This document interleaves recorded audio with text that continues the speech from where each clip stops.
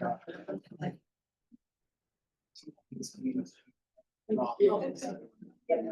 a choice. Hi, everyone. Hello, how we doing? Good, how are you? Good, thank you for asking. Welcome to a celebration of literature and living writers. My name is Megan Marshall. I'm the director of the Hugh C. Hyde Living Writers series. And tonight's guest author has traveled all the way from Florida to be with us tonight. So yes, we appreciate making that trek. And I'm hoping that this event will help us to get a jump start on honoring National Native American Heritage Month, which is just going to begin in a few short days. It's already almost November, y'all. How is that possible? Okay, but before I welcome him to the podium, I want to thank those who have helped to make this series and this event possible, and that includes all of our friends at Love Library, my fabulous co-host, Martha Tumlin, as well as Laurel Bliss and Rebecca Williamson. I also want to thank the Department of English and Comparative Literature and instructionally related activities for their continued support of the series, as well as Michael Ramirez and our fabulous representatives from Aztec Shops who are slinging books over there in the corner. Make sure you check one out, but like pay for it, don't run away with it. You can get it signed. They make great gifts for decorative gourd season and all the things. And of course, it's also paramount to acknowledge the space that we are privileged to share this evening. For millennia, the Kumeyaay people have been a part of this land. This land has nourished, healed, protected, and embraced them for many generations. And as members of the San Diego State University community, we acknowledge and celebrate this legacy. Lastly, please silence your cell phones if you have yet to do so. And know that this event is being recorded, but don't worry, all you see is this space here. I post our recordings subsequently on the Hugh C. Hyde Living Writers YouTube channel. So if you are so inclined, please check those out in addition to lots of other amazing content that are created by students in the class. So something for everyone, like, subscribe, we'd love to see you there. Can you all hear me okay in the back? Good? Okay, all right. Well, without further ado, I'm honored to introduce tonight's featured reader. Aaron John Curtis is an enrolled member of the Saint Regis Mohawk Tribe, which he'll tell you is the white name for the American side of Akwesasne. His debut novel, Old School Indian, from which he'll be reading tonight, was just released this year by Hillman Grad, which is Lena Waith's imprint of Zando Publishing, which is a huge honor and I think a testament to the power of the book. Aaron has judged for the Center for Fiction's first novel prize, the Southern Independent Booksellers Alliance prizes, the 2019 Kirkus Prize for Nonfiction, and the 2021 National Book Award for Nonfiction. Since 2004, Aaron has been quartermaster at Books and Books, which is Miami's largest independent bookstore. Old School Indian has been lauded as a sharp, witty exploration of family, identity, and returning home, delivered with a memorable comedic voice. A gorgeous exploration of the restorative bonds of kin, the wages of history, and the stories that break and remake us. And a beautiful, dazzling debut. I first encountered the novel through an excerpt that was published on LitHub, and then gained further insight into Aaron's profile in Poets and Writers magazine, where he was part of the top debut fiction writers of 2025. What drew me into his work was certainly all of the aspects noted in his glowing reviews, but also its unique take on craft and circular storytelling. Aaron employs a hybrid structure in which frame narratives, poetry, and meta-tribal discourse all unite seamlessly as we follow the coming of middle-age journey of our beloved protagonist, Abe Jacobs. One of three epigraphs that open the novel comes from poet and activist Layli Long Soldier. Everything is in the language we use. Aaron's layered use and occasional interrogation of language mirrors the layered aspects of our own lives, families, cultures, traumas, and triumphs. So we're honored to have him with us tonight. Please join me in giving a warm West Coast welcome to Aaron John Curtis.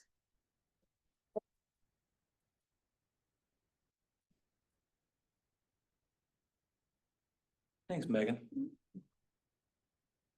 I'm going with this book.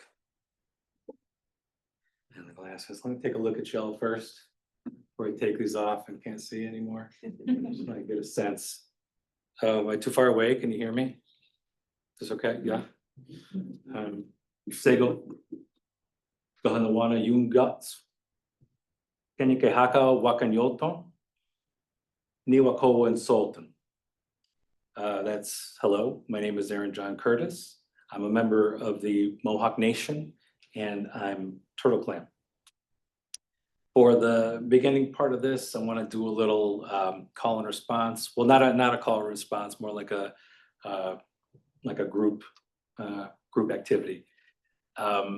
When I point to you, I'm going to ask you to say, "Now our minds are one," and I will say it with you.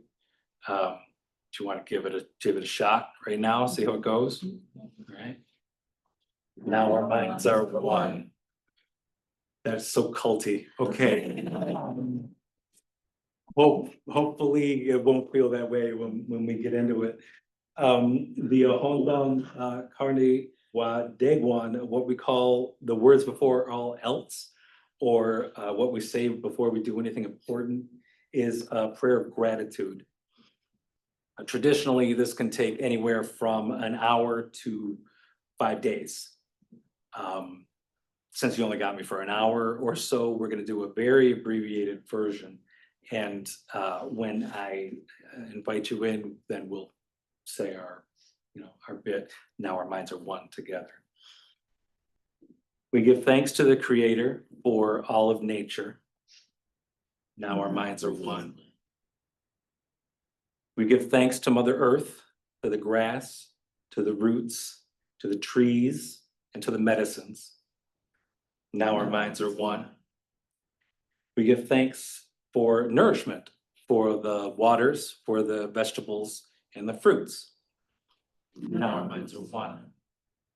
We give thanks to people who come to book events, to people who invite authors to book events, to people who eschew basketball games and come here instead, to bugs, to birds, to fish, and to animals.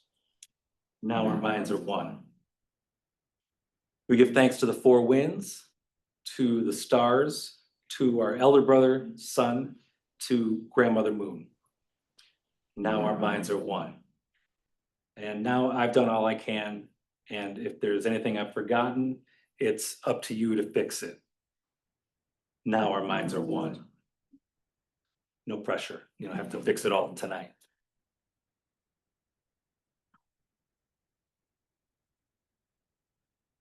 In these urgent times, we need to become the storm that topples the senescent, destructive economies so the new can emerge.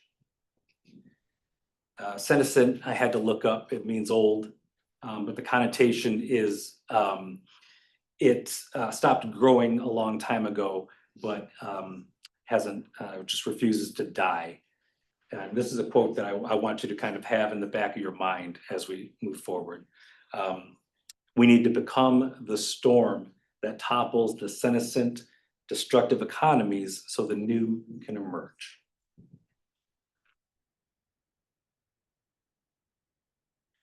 I want to talk to you about strawberries and creativity.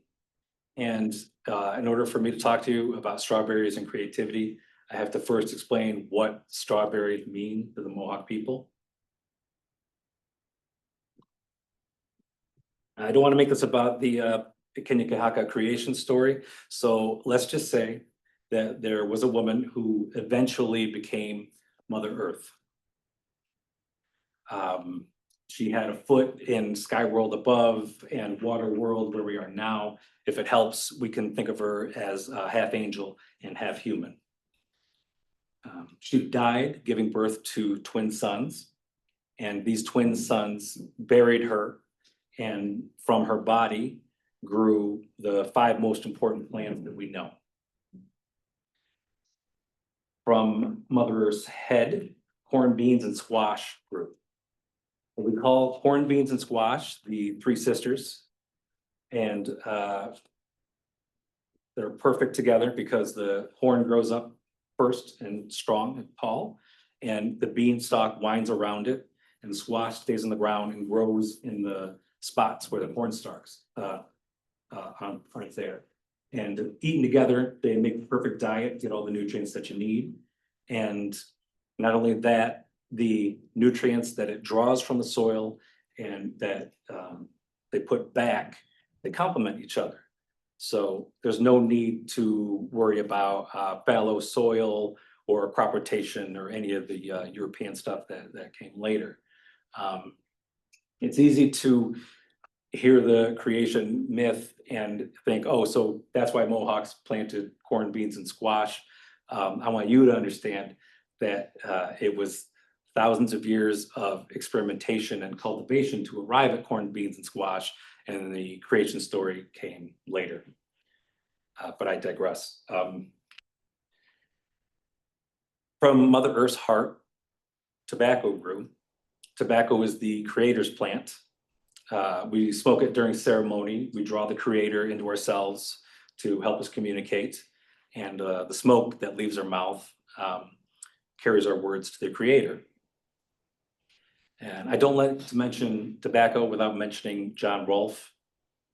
John Rolfe kidnapped and ransomed the daughter of Powhatan chief for access to secrets of cultivating and curing the tobacco plant.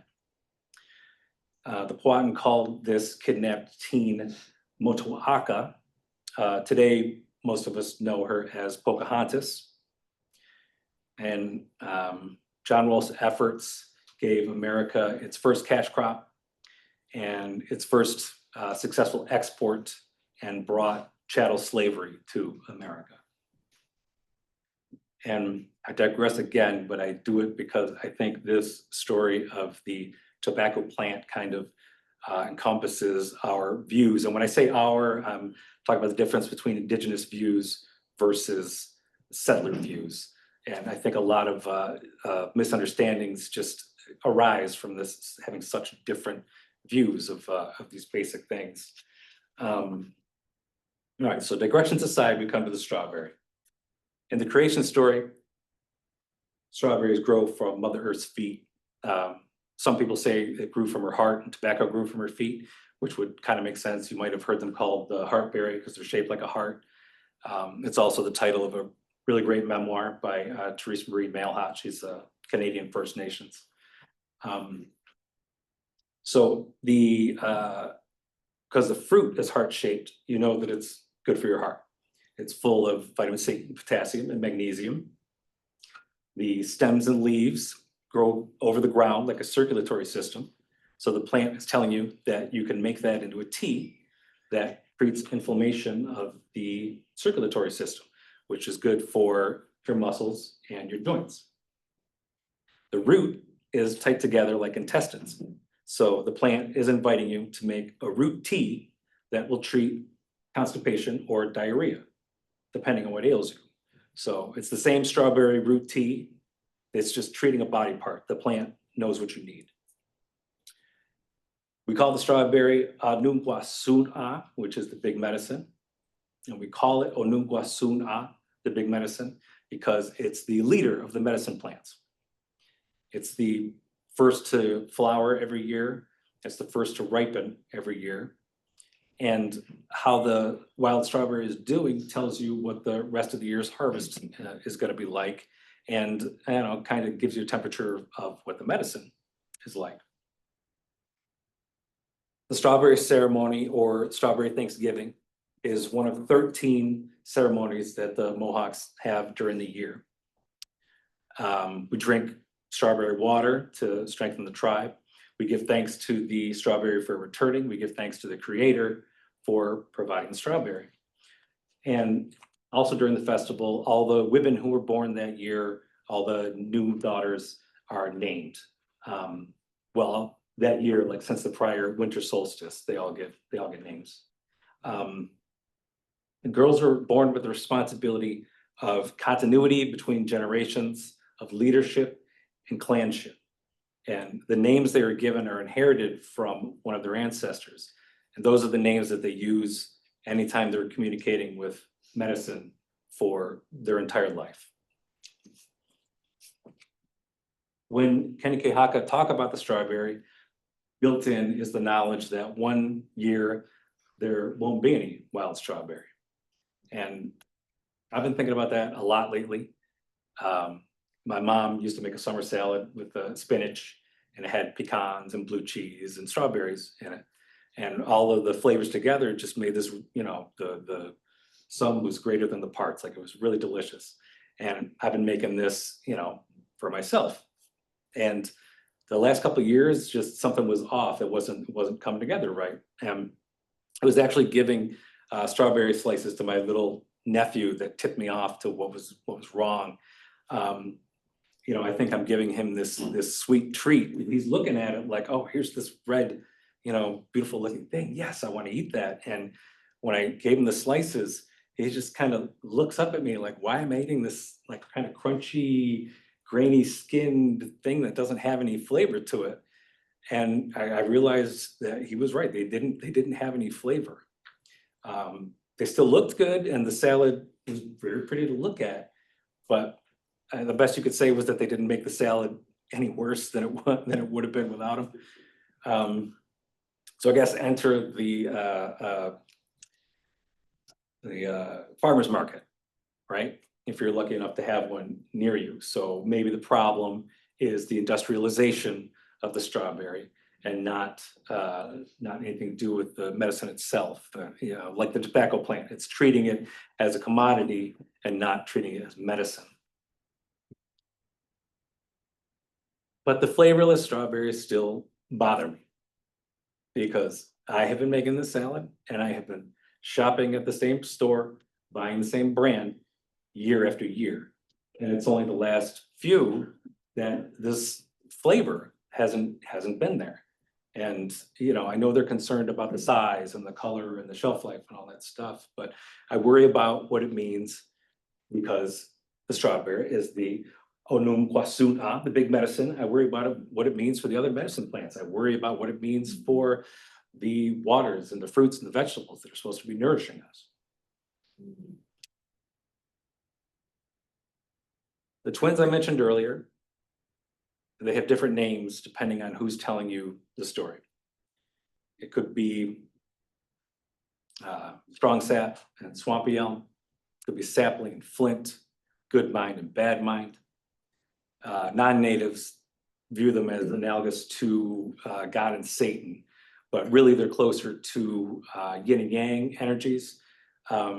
So yin and yang, like the twins, it's a metaphor for duality and polarity that you can interpret them a dozen different ways. Western minds like to either or everything. So it's not ideal because then you put these forces in opposition. And the whole point of it is that these forces exist in all things, including each other. And most specifically, they exist in us.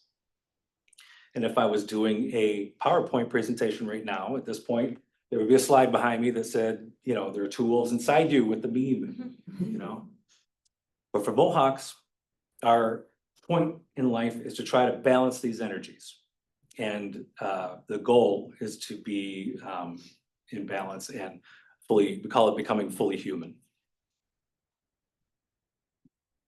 Earlier, I made a point, talk about the Strawberry Festival of emphasizing the importance of women in Kanekahaka culture to show where American culture has gone out of balance.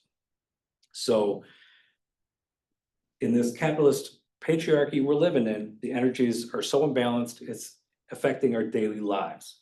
It's supposedly this rational, logical, individualistic system where everything is a commodity, including us, like totally natural and normal, right? So since Western minds like to think of binaries, this casts sensitivity, empathy, and community as bad. Which is why we're having to explain, why you need to care about your neighbors to certain segments of the population. Our culture has become an extreme of reactivity, of instant gratification, of unwavering dominance and control. We've lost sight of nurturing, relaxation, and intuition. We've lost the ability to slow down and exist in quiet contemplation. All of this is just a way of saying that we've lost touch with our humanity.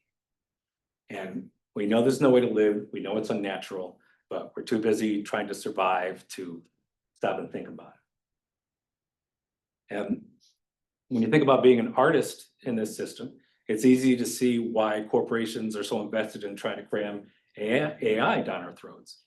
And now art can be something that you've done instead of something that you live. You could, a book or painting or a song can be this badge of vanity instead of this active creation that changes you in the creating. You can call yourself a artist or a writer, but you're still the same person before the art exists, and after the art exists, this person that's rushing from one thing to another. You're caught in this reactive survival mode mindset. 60-something years ago, Anthony Burgess gave us the Clockwork Orange. I'm talking about the flavorless strawberry. We've lost our flavor. We look good on the outside, but we've lost our soul. The creation of art is slow, contemplative, and deliberate. Everything capitalism doesn't want us to be. And as full as our days have become, I don't think that lack of time is the biggest impediment to creating art. I think it's this rushing, reactive mindset.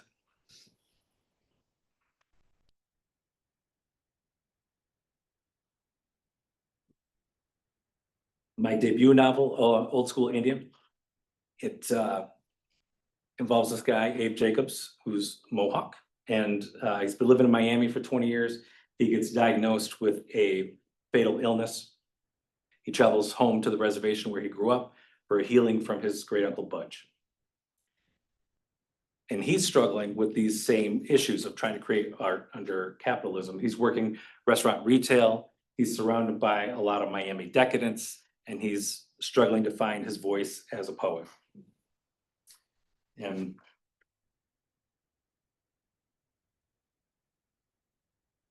on the acknowledgements page, the first thanks I give is to my 7th grade English teacher, Mrs. Temple.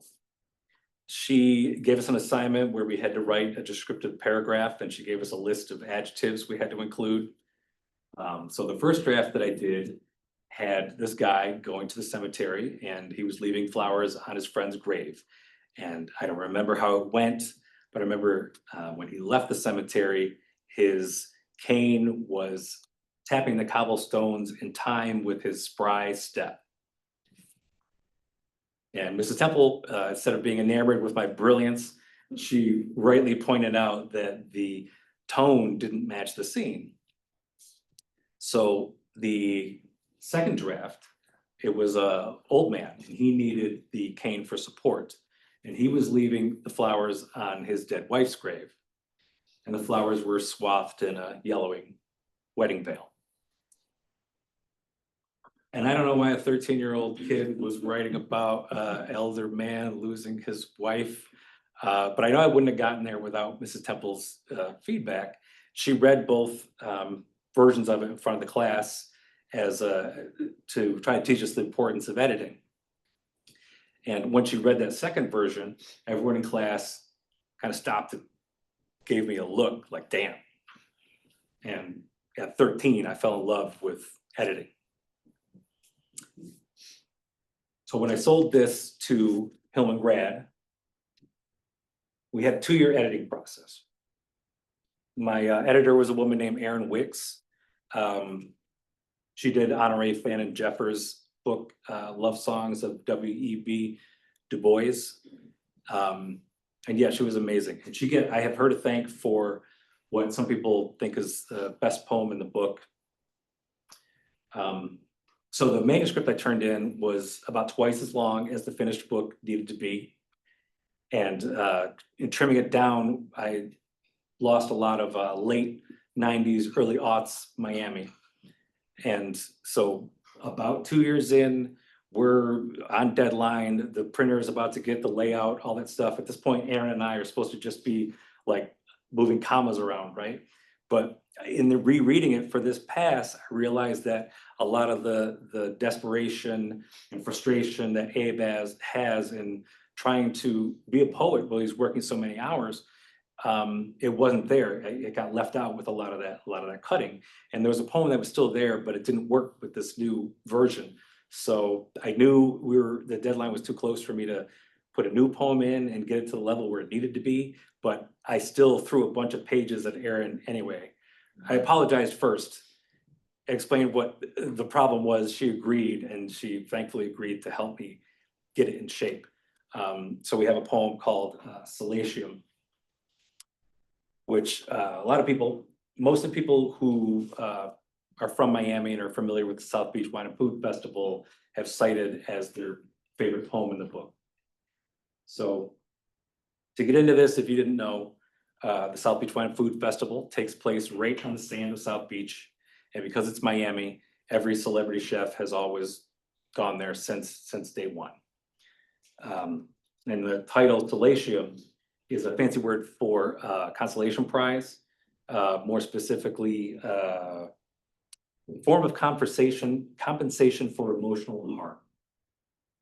So that's told you're supposed to do that with poetry. Sometimes you put in, $10 words to add intrigue, right? It's 40 years later, I'm still zhuzhing it up like I'm in Miss Temple's 7th grade English. Solatium by Dominic Deerwoods. One of the most beautiful things I've ever seen was a full double rainbow arcing over the water at South Beach. Like every year, we were there to sell cookbooks penned by celebrity chefs. Tickets cost a month of our rent. Festival goers dropped it like it was nothing to chase artisanal nibbles for an afternoon, to gape their mouths like tarpon, begging for blasts from vodka shotguns wielded by women in corporate bathing suits, to take pics, lips peeled away from sweaty teeth, leaning against the autograph table as a TV face with sunglasses leans back. Lagasse, Guy, Cy, Irvine, gotta post them all. A line of security guards marched, elbows locked across the sand, herding the final swigs, the last snatched morsels. A storm front thought better of itself, and the twin arcs appeared. We stopped packing up cookbooks to gape. Beachgoers rattled each other from dozing and stopped throwing frisbees and flirting to point stiff fingers into the sky. Before the Food Network devoured us, the festival felt radical. No one else put on food and wine festivals before Miami put on food and wine festivals. We slept overnight in the cookbook tents to guard our inventory from weather and wanderers. Before the icy tubs of water, sponsored by, attendees got dangerously drunk, pulling off clothes and stomping them into the sand drunk, passed out and carted away by paramedics drunk, rushed the demo stage and make off waving a stolen kebab like a victory flag drunk. But my God, the lines to buy books stretched across the sand. We sold over 500 copies of Giada's First. It never occurred to me to do the math to see if I was getting paid enough, because it was free food and free booze people were paying hundreds for. It was holding Wolfgang's newborn so he could sign stock. It was standing with Nigella looking like she was something out of a storybook under a sun umbrella that matched her dress. It was seeing a teenager built like a tetherball pole in a Ramones t-shirt walking away from me. And when I snorted, "What the hell do you know about the Ramones?" he turned around to reveal not a teenager, but Anthony Bourdain with his crooked grin, demanding to know what I knew about the Ramones. And we laughed, and I told him Kitchen Confidential was one of my favorite books, and he blushed. The man blushed. When we stopped working to look at a double rainbow, we swore to ourselves and each other this year would be different from all the others when we worked too much and left too little for ourselves. But of course, we worked too much anyway. Later, I think of Anthony Bourdain and how he left this world despite showing us the best of it. And it makes me mad. And I don't mean angry, I mean crazed. I mean, will I never be through with this shit, with these dark thoughts of twin rainbows and how seeing them changed nothing.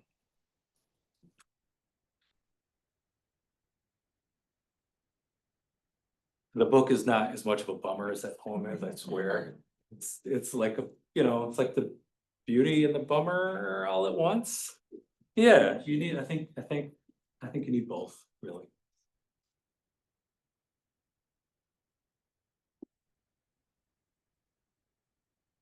So about 20 years ago, I first decided to focus on becoming a writer. In my 20s, I was sewing my own clothes. I was upcycling furniture that other people threw out. I was doing hair and makeup for regional theater. Our landlord took out the drop ceiling in our kitchen, and I used those old tiles for canvas for paintings. Have you seen that guy that makes animal sculptures out of trash that he scrounges off the shoreline?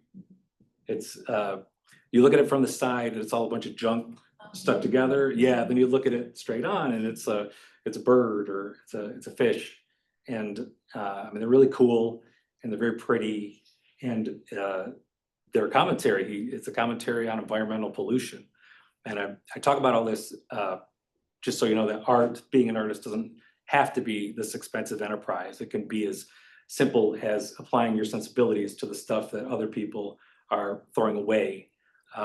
You have a phone, chances are you have a camera, you can develop your eye and become a photographer, things like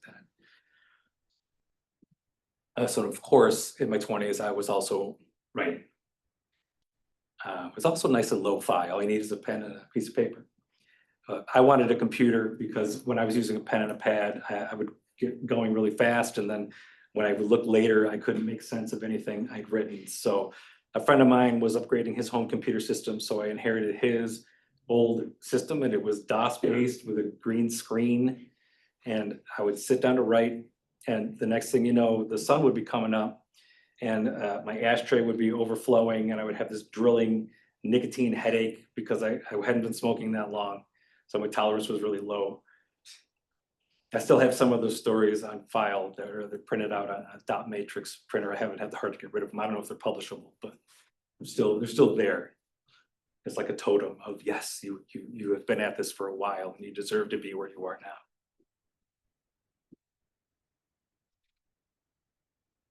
If you're one of those people who's grossed out by the licking of the pages as I turn them, I apologize. Paul Auster said that being a writer is looking at all of your friends driving cars and saying, I'm going to ride a bike. And that's true, as it works very well as a metaphor, but I wasn't riding a bike. I was roller skating. And then for a couple of days, I was skateboarding. And then for a little while after that, it was hopscotch, you know? It was just doing all these different things. And the brainstorm that I had was that if I poured all my creative energies into one outlet, the writing, I could explore all these different interests on the page and hopefully get somewhere. So 20 years later, here I am. But you know, the time is going to pass anyway. So if you're going to work on something, be working towards something. So for 2 decades, I made time to write those books on how to get rich. They tell you to pay yourself first. Well, I didn't have any money, especially as a bookseller living in Miami. I didn't have any money, but what I had was time. So I paid myself first with that. I would get up at 5 in the morning and I would write until 7 when it was time to make my partner and I breakfast and then get ready to go off to work. Saturdays, I would still get up at 5, let my partner fend for themselves and write till 11 or noon, depending on how it was going that day. And Sundays, I would try to catch up on my sleep.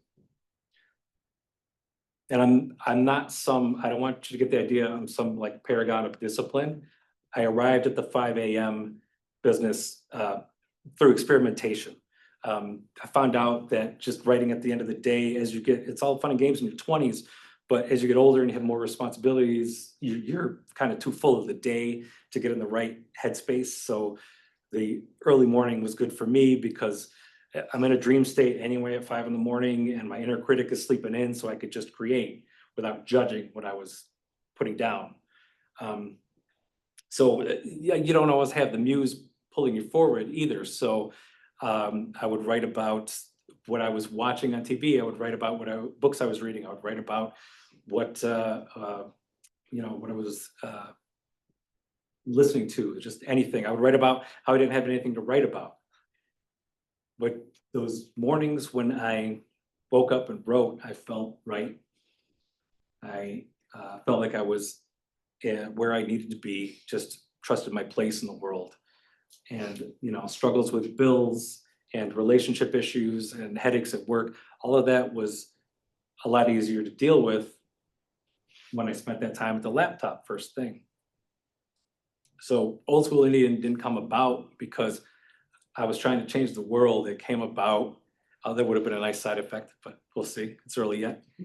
But it came about because I was trying to change myself. Because it does have the word Indian in the title, I thought that I would be reading this next bit on tour a lot more than I am, but I tried to treat every stop as its own thing. So the only time it came up was a NPR affiliate in New Hampshire asked me to read it. So I'd like to read it for y'all.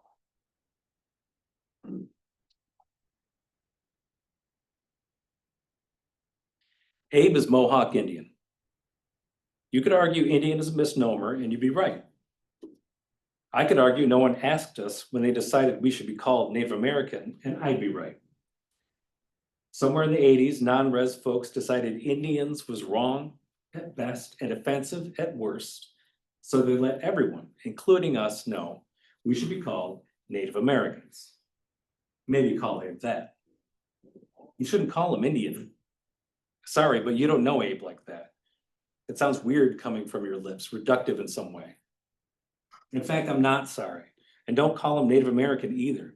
It's a bullshit PC phrase no matter who's using it. Just a way of saying you don't know any Native people. How about you call him Abraham Jacobs, since that's his name? Abraham Jacobs might not sound like an Indian name, but you've got the hardcore Catholic first name coupled with the surname of what used to be the biggest landowners on Akwesasne. So if you're in the know, then you know the name Abraham Jacobs is res as hell, cuz. Shit, you want to talk misnomers, and let's talk Mohawk. In the 16th century, bridging a language gap didn't happen one-to-one. A translator somewhere spoke a common tongue with another translator somewhere else. So translator number one, let's call him Bert, translated the first language, let's say Ketikeha, into the shared language, which was usually French. Then translator number two, we'll say Ernie, translated the translation into the second shared language. So Bert did Ketikeha into French, then Ernie did French into English. And that's if you were lucky. More often, you had to mix and match between 3 and 4 translators, like a half-assed game of Rummikub. Rummikub? Rummikub. In the indigenous understanding of life, this is a wonderful opportunity to spend time getting to know one another. To the settler's mind, this is an incredible waste of time that could be better spent gaining wealth and status. Is it any wonder that settlers stopped talking and started shooting? Anyway, Mohawk. It's the garbled French version of an Algonquin word. Whether you're talking to the Narragansetts of Rhode Island who called us Mahobahogs, man-eaters, or the Lenape of the Unami, Delaware, who called us Wahoobuhik, cannibal monsters, they're telling you we ate people. We called ourselves Kanikehaka, people of the flint. Flint might be brittle, but it's also 1,000 times sharper than surgical steel and never loses its edge. Being experts in that weaponry made us fierce indeed. We did most of the fighting for the Six Nations. So maybe Mohawk is a metaphor. Or maybe Mohawks really did rip the beating hearts from their enemies' chests on the battlefield and eat them raw, like a book Abe pulled from the school library in 3rd grade claimed. Seems like a practical thing to do, ain't it? Particularly for a people so bad at war that, in the words of Benjamin Franklin, we might labor at it for 7 years and only take 7 lives. Stupid, primitive us not trying to obliterate everyone we met. But doesn't man-eating cannibal monsters sound like sour grapes from a rival nation?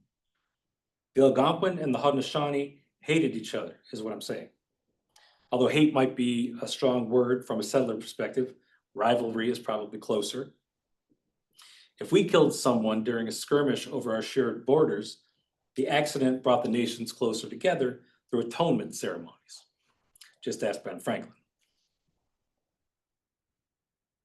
If you go by maps and English, or if you ask a white dude, then Abe is a Mohawk Indian from the Saint Regis Tribe, part of the Six Nations Iroquois Confederacy. Ask a traditional dude, she'll say Abe is Kanikehaka from Akwesasne of the Haudenosaunee.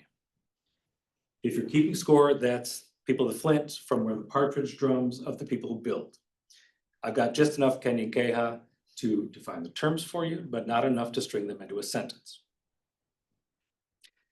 After all that, I don't think we're establishing anything other than a lot of confusion around Native identity, which is the point, so we're cool. Now you can call Abe Indian because you both know, we both know, it's a shorthand for something neither one of us has time to get into. You can call Abe Indian because you know it's not him.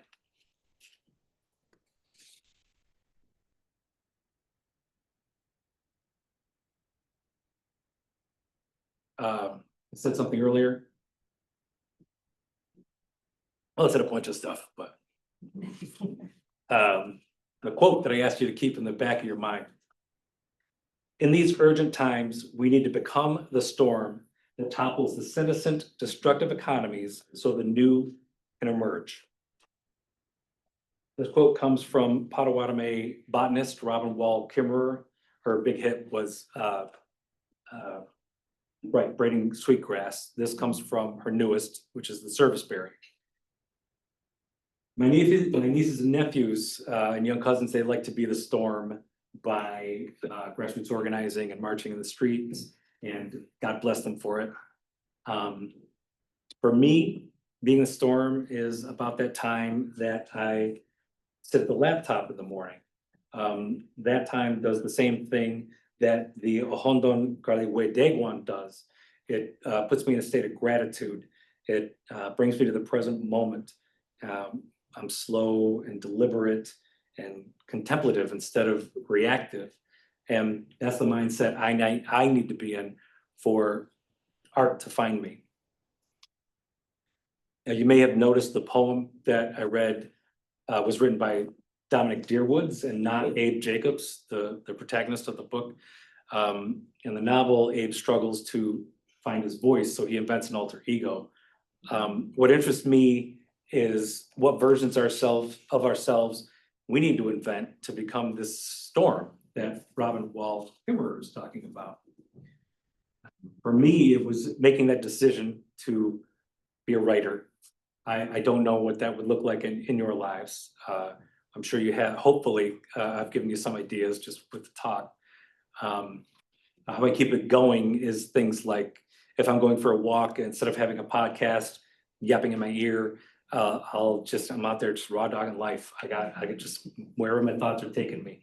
When I wake up in the morning, instead of reaching for my phone first thing, I'm reaching for a book. Instead of falling asleep to a comfort show, I try to make a list of what I have to be grateful for in my life. Just anything I can do to keep that going. I don't know how to topple the destructive system that we're in, but I'll say don't be afraid of boredom. Lean into it. The things you invent to entertain yourself, that's where the magic happens. That's where you'll find your flavor. And we need as much flavor as we can get.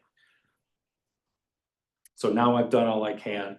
If I've left anything out, it's up to you to fix it, hopefully in the Q&A. I'm gonna put my glasses back on so I can see what you're asking.